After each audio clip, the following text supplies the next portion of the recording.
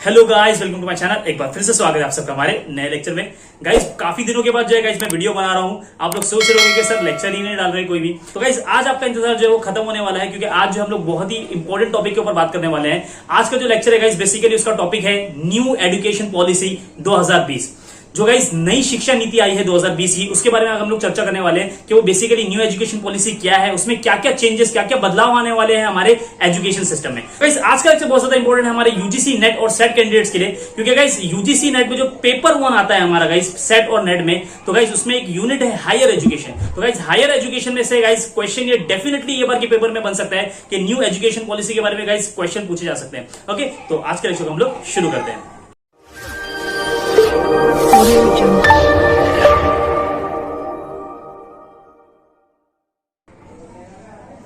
Okay guys, आप देख सकते हो स्क्रीन पर नेशनल एजुकेशन पॉलिसी 2020। तो गाइस बेसिकली पहला तो ये हमको जानना है कि ये जो नेशनल एजुकेशन पॉलिसी है इसको न्यू एजुकेशन पॉलिसी भी बोलते हैं या तो फिर नेशनल एजुकेशन पॉलिसी भी बोलते हैं। ओके, तो ये दोनों एक ही है, नेशनल बोलो या न्यू बोलो, बात एक ही है। तो गाइस यहाँ पे देख सकते हो आप changes in the Indian education system. तो गाइस ये जो नई पॉलिसी लाई जा रही है 2020 की, तो गाइस इसमें जो है हमारा पूरा इंडियन एजुकेशन जो पूरा चेंज होने वाला है, पूरा ट्रांसफॉर्म होने वाला है। ओके, अभी हम लोग देखते हैं। सबसे पहले हम लोग देखेंगे what is new education policy 2020। तो गाइस आप देख सकते हो NEP is launch by the ministry of education on 29 जुलाई 2020। तो गाइस सबसे पहले तो यहां पे ये बता दिया गया कि जो न्यू एजुकेशन पॉलिसी है उसको लॉन्च किसने किया है। तो गाइस याद रखना है हमको कि मिनिस्ट्री ऑफ एजुकेशन ने गाइस उसको लॉन्च किया है। ये मिनिस्ट्री ऑफ एजुकेशन क्या है गाइस, इसका नाम पहले एमएचआरडी हुआ करता था, ministry of human resource and development. तो उसका भी नाम चेंज करके क्या कर दिया है, अभी मिनिस्ट्री ऑफ एजुकेशन कर दिया है, जो हमारे एजुकेशन सिस्टम को संभालता है। तो गाइस मिनिस्ट्री ऑफ एजुकेशन से जो है वो इस पॉलिसी को लॉन्च किया गया है। डेट बताई गई है यहाँ पे 29 जुलाई 2020। बहुत ज्यादा इंपॉर्टेंट डेट है, इसको आप नोट कर लो कि 29 जुलाई 2020 को ये पॉलिसी को लॉन्च किया गया है। with the approval of union cabinet ministers government it is also called national education policy 2020। तो गाइज ये जो पॉलिसी है वो गवर्नमेंट से अप्रूवल लेकर, यानी कि गवर्नमेंट की परमिशन लेकर, सारे यूनियन कैबिनेट मिनिस्टर्स की परमिशन पे जो है गाइज इस पॉलिसी को लॉन्च किया गया है। ओके, तो गाइज ये पॉलिसी जो है वो लॉन्च हो गई है। अभी ये पॉलिसी इंप्लीमेंट नहीं हुई है, लागू नहीं हुई है, लेकिन ये पॉलिसी जो है गाइज लॉन्च हो चुकी है।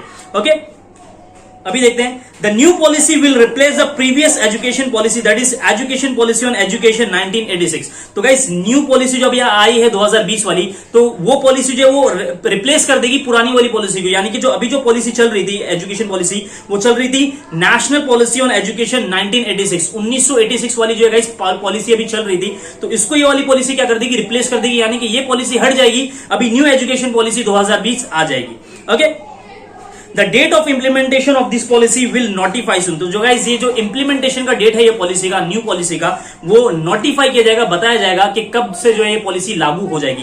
लेकिन गाइस कर्नाटक जो है वो पहला स्टेट बन चुका है जिसने ये पॉलिसी को इंप्लीमेंट कर लिया है। ये भी याद रखना है, इसके ऊपर क्वेश्चन बन सकता है कि कौन सा स्टेट है इंडिया में जिसने ये पॉलिसी को लागू कर लिया है, इंप्लीमेंट कर दिया है। तो गाइस याद रखना ये कि कर्नाटक जो है वो पहला स्टेट बन चुका है जिसने एजुकेशन पॉलिसी 2020 को जो है वो इंप्लीमेंट कर लिया है, यानी कि वहां पे पॉलिसी जो है ये लागू हो गई है। ओके, और भी हिमाचल प्रदेश है, मध्य प्रदेश है, वहां पर भी जो है गाइस पॉलिसी ये इंप्लीमेंट हो गई है। महाराष्ट्र में कब होगी गाइस उसके लिए डेट बताया जाएगा। ओके, लेकिन ये जो है वो पॉलिसी इंप्लीमेंट जरूर होगी। The main M of the new education policy 2020। अभी हम लोग देखेंगे कि मेन एम्स क्या है ये पॉलिसी के, ये न्यू एजुकेशन पॉलिसी लाने के पीछे का मकसद क्या है लोगों का। तो गाइस सबसे पहले आप देख सकते हो to transform the Indian education system by 2040। तो गाइस यहां पे हमारा ऑब्जेक्टिव ये रहने वाला है कि 2040 तक हम लोग क्या कर देंगे, पूरे एजुकेशन सिस्टम को हमारे इंडिया के पूरा ट्रांसफॉर्म कर देंगे, पूरा चेंज कर देंगे। जैसा अभी चल रहा है गाइस वैसा आपको कुछ भी देखने को नहीं मिलेगा, पूरा जो है वो ट्रांसफॉर्म हो जाएगा। यानी कि इंटरनेशनल लेवल का जैसा एजुकेशन होता है गाइस वैसा हम लोग जो है वो इंडिया में प्रोवाइड करेंगे एजुकेशन को। ओके, ये हमारा पहला एम होने वाला है। देन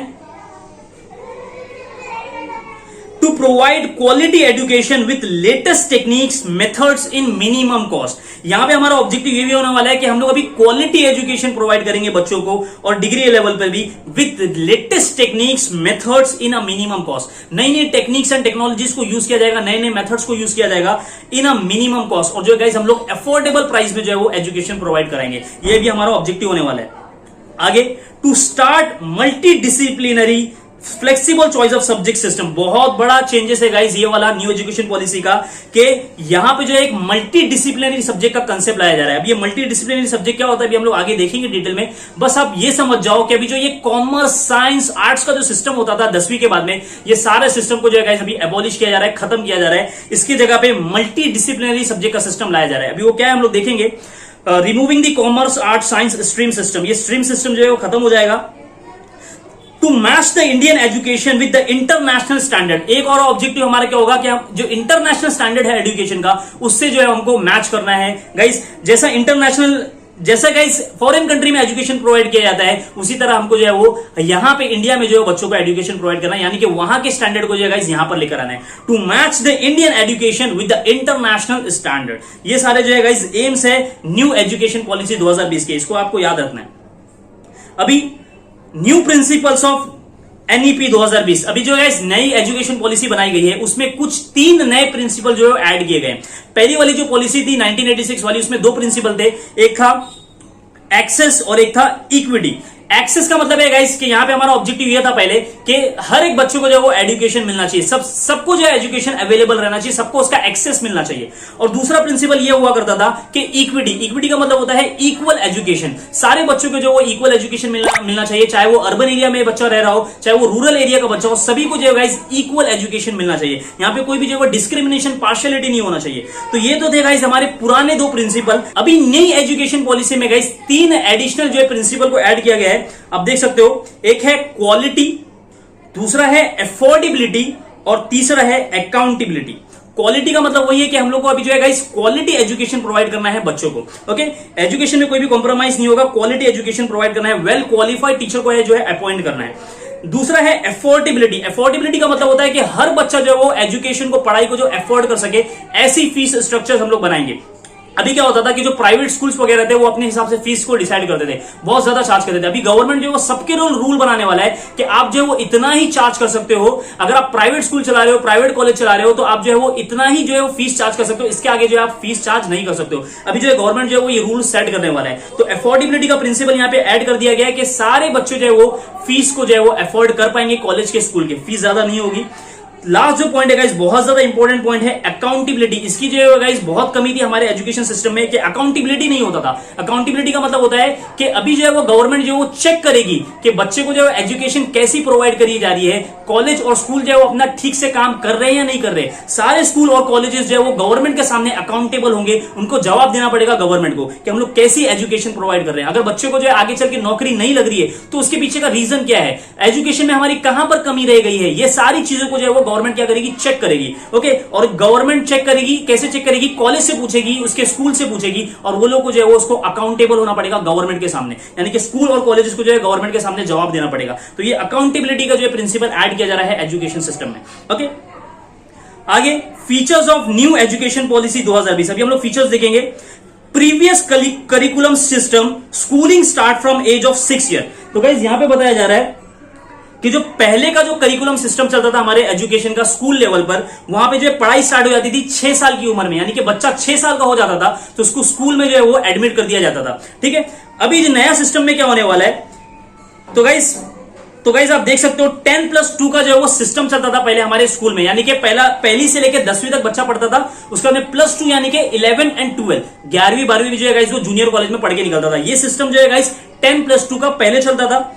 अभी क्या होने वाला है गाइस, न्यू करिकुलर सिस्टम आ गया है। न्यू करिकुलम सिस्टम है schooling start from age of 3 years. अभी क्या होने वाला है कि अगर बच्चा 3 साल का हो गया तो तभी उसको जो है वो स्कूल में हमको डालना पड़ेगा, उसको स्कूल में एडमिशन लेना पड़ेगा। ओके, तो नई सिस्टम में ये बताया गया है न्यू एजुकेशन पॉलिसी में कि स्कूलिंग जो है वो स्टार्ट हो जाएगी at the age of 3 years. Okay, तो अभी जो सिस्टम चलने वाला है वो ऐसा चलेगा 5+3+3+4। अब ये क्या है 5+3+3+4, पहले ऊपर चलता था 10+2, अभी उसको हटा के जो है लाया गया है 5+3+3+4। अभी ये क्या है, इसको हम लोग सिस्टम को समझेंगे। गाइस आप देख सकते हो जो 5+3+3+4 है उसमें अभी हम लोग पहला वाला डिस्कस करने वाले हैं, वो 5 क्या है। ओके, तो देख सकते हो आप जो पहला जो है गाइस, पहले के स्टार्टिंग के 5 साल होंगे बच्चे के स्कूल के, उसको बोला जाएगा foundation stage. Okay, foundation stage उसको नाम दिया गया है। अब इसमें क्या होने वाला है गाइस कि जो 5 साल जो है पहला वाला, तो गाइस उसमें जो बच्चा 3 साल का हो गया उसको हम लोग ने स्कूल में डाल दिया। अब वो क्या करेगा, 3 साल जो है वो स्कूल में अपना बिताएगा। 3 साल कैसे बिताएगा, ओनली प्ले गेम्स, मस्ती वगैरह। यानी कि गाइस यहाँ पे जो है हम लोग ने 3 साल हो गया बच्चे का, हम लोग ने क्या कर दिया, उसको स्कूल में डाल दिया। स्कूल में डाल दिया तो अब आगे के जो 3 साल रहेंगे वो क्या करेगा, स्कूल में बिताएगा। स्कूल में वो पढ़ाई नहीं करेगा, सिर्फ वो खेलेगा कूदेगा। ओके, बहुत सारे गेम्स होते हैं गाइस, बच्चे लोग जो है वो खेलना पसंद करते हैं। तो गाइस उसको स्कूल में ये पहले क्या किए जाएंगे, गेम खिलवाए जाएंगे। 3 साल जो है गाइस कुछ स्टडी वगैरह नहीं होगी। बच्चों का गाइस खाली मेन मकसद ये होगा हमारा कि उसका माइंड सेट ये करना है कि हमको जो है वो उसको स्कूल से लगाव लगाना है। बच्चे लोग जो है वो स्कूल जाना पसंद नहीं करते हैं, तो गवर्नमेंट ने क्या बोला कि 3 साल के जब बच्चे हो जाते हैं तो तभी उसको स्कूल में डाल दो। स्कूल में डाल दो, वो बच्चा क्या करेगा, स्कूल में खेलेगा, मस्ती करेगा, तो उसको स्कूल की जो है वो आदत हो जाएगी। तो गाइस स्टार्टिंग के जो 3 साल होने वाले हैं वो खाली सिर्फ खेल कूद और मस्ती के होने वाले हैं बच्चे के। अभी यहाँ पे पढ़ाई स्टार्ट नहीं होगी। तो जो 5 दिख रहा है उसमें से 3 साल जो है वो गाइस उसके बच्चे के खेलने कूदने के स्कूल में। उसके बाद में जो गाइस बाकी के जो 2 साल बचेंगे वहां पे हमारा जो है वो स्कूल चालू हो जाएगा, स्टैंडर्ड 1 एंड स्टैंडर्ड 2। तो गाइस पहली में चला जाएगा बच्चा, बाकी के जो 2 साल बच रहे हैं उसमें पहली और दूसरी जो है उसकी कंप्लीट हो जाएगी, first standard and second standard.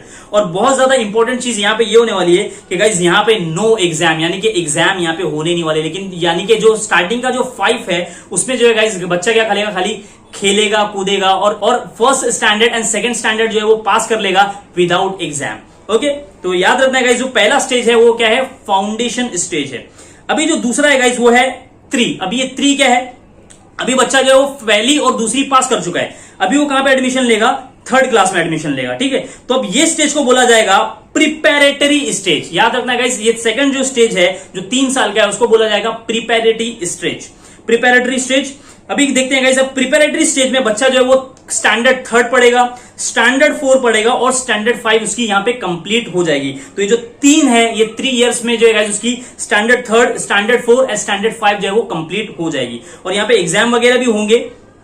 क्या क्या होगा यहाँ पे, study plus other activities plus exam. तो गाइस यहां पे आप देख सकते हो कि स्टडी भी होगी plus other activities, other activities in the sense के स्पोर्ट्स वगैरह भी करवाए जाएंगे प्लस एग्जाम। तो एग्जाम यहाँ पे चालू हो जाएंगे हमारे। उसके बाद में गाइस बताया गया है school can use regional language subjects for syllabus. यहाँ पे एक नई चीज ऐड करी जाएगी स्टैंडर्ड 3rd, 4th और 5th के दरमियान में कि गाइस स्कूल के पास ये ऑप्शन है कि वो क्या कर सकते हैं, अपने स्टेट की लैंग्वेज में पूरा सिलेबस जो है वो रख सकते हैं। लेकिन गाइस ये वाला जो सिस्टम है उसको ऑप्शनल रखा गया है। यानी कि अगर मैं महाराष्ट्र में बिलोंग करता हूं, ठीक है, तो वहां की जो स्कूल जो है वो पूरा सिलेबस जो है वो मराठी में प्रोवाइड करवा सकती है। लेकिन जो है अगर वो इंग्लिश में करना चाहे या मिक्स लैंग्वेज में करना चाहे तो वो भी कर सकते हैं। इसको यहाँ पे ऑप्शनल रखा गया है।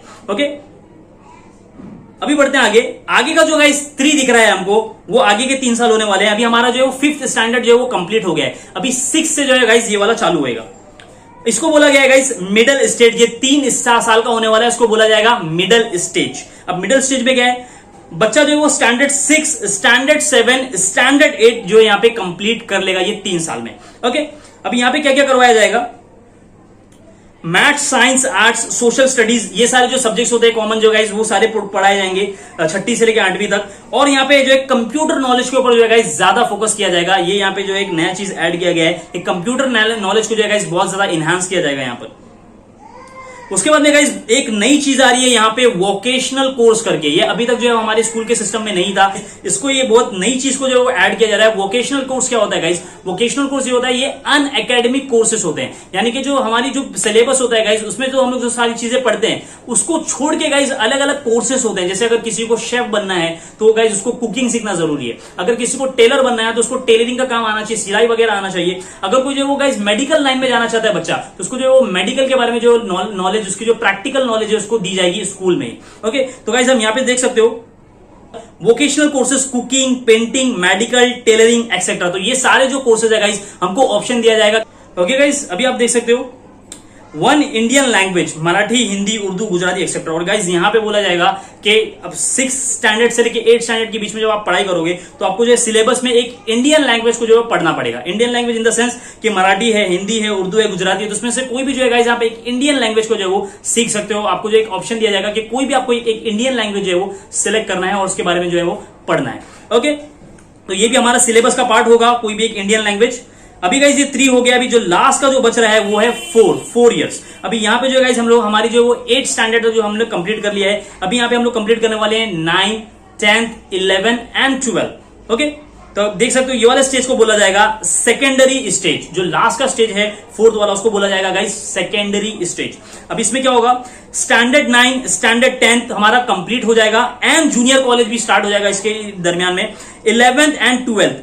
लेकिन गाइज यहां पे बहुत बड़ा चेंज होने वाला है विदाउट स्ट्रीम, यानी कि 10वीं पास करने के बाद गाइज हमारे पास ये ऑप्शन नहीं है अभी कि हमको कॉमर्स लेना है, आर्ट्स लेना है या साइंस लेना है। विदाउट स्ट्रीम होगा। 11th एंड 12th जो है गाइज हम लोग विदाउट स्ट्रीम कंप्लीट करेंगे।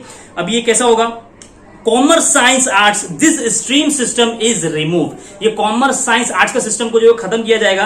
No need to select the stream after 10th standard, multi disciplinary subject system will follow. अभी जो है गाइज मैंने बताया था कि नया सिस्टम आ रहा है मल्टी डिसिप्लिनरी सब्जेक्ट सिस्टम। अभी ये क्या सिस्टम है अभी हम लोग देखते हैं।